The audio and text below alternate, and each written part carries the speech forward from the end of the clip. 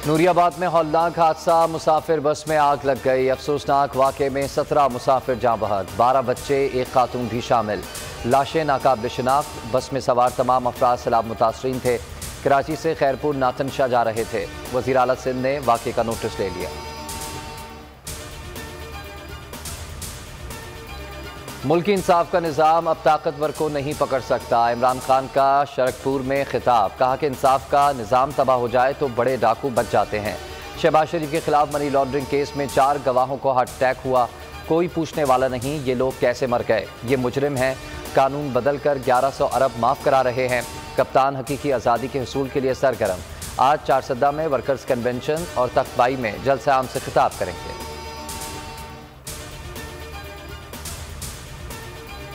पाकिस्तान में हर बड़े ओहदे पर चोर बैठा है। जहां चोर डाकू सिस्टम चलाएं, मुल्क तरक्की नहीं कर सकता। दुनिया में जहां इनकलाब आया, तुलबा ने अहम किरदार अदा किया।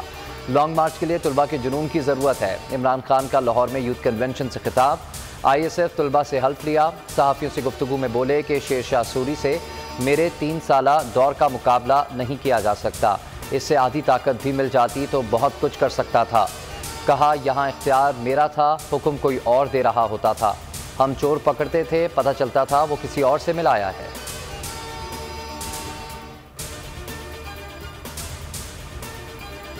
जेल जाने को तैयार हूं, तैयारी कर रखी है। इमरान खान डट गए, कहा कि वज़ीर आज़म की सर्वेलेंस पूरी दुनिया में होती है, ये नेशनल सिक्योरिटी का मामला है, मगर टारगेटेड रिकॉर्डिंग नहीं होती। मजीद बोले कि मेरे पैसे भी बाहर होते तो एब्सोल्युटली नॉट कहने की जुर्रत ना होती। NRO 2 मुल्क के सबसे साथ बड़ा जुल्म है। फंडिंग केस में इमरान खान की हिफाजती जमानत आइंदा मंगल तक मंजूर। इस्लामाबाद हाई कोर्ट का 5000 के मचल के जमा कराने का हुक्म।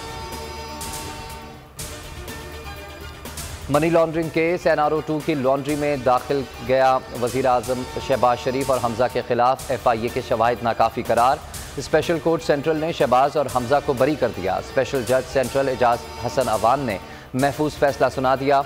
FIA ने दिसंबर 2021 को शहबाज और हमजा के खिलाफ चालान जमा कराया था, जिसमें शरीफ फैमिली पर 16 अरब की मनी लॉन्ड्रिंग का इल्ज़ाम था।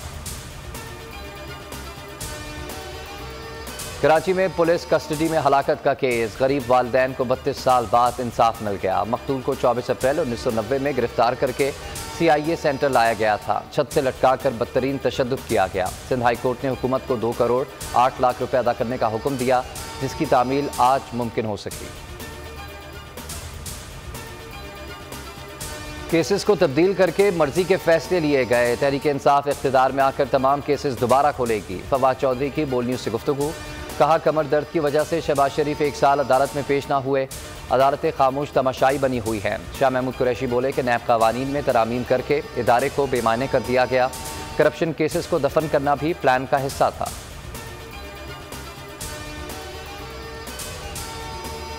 आमदन से ज़ायद असासे पूरी दुनिया में जुर्म तस्वुर होते हैं। आलमी मयार और मुकामी कानून के तनाजुर में नैब तरामीम का जायजा लेंगे।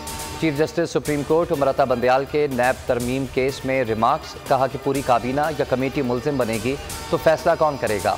जस्टिस मंसूर अली शाह ने इस्तफसार किया कि नैब से बच निकलने वाले किसी और कानून में जद में आ सकते हैं। मजीद समाअत आइंदा मंगल तक मुलतवी।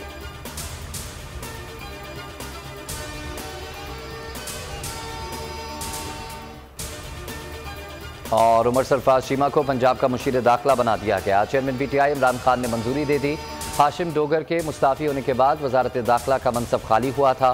बोल न्यूज़ से खुसूसी गुफ्तगू में कहा कि किसी के खिलाफ इंतकामी कार्रवाई नहीं होगी, कानून की बालादस्ती को कायम किया जाएगा।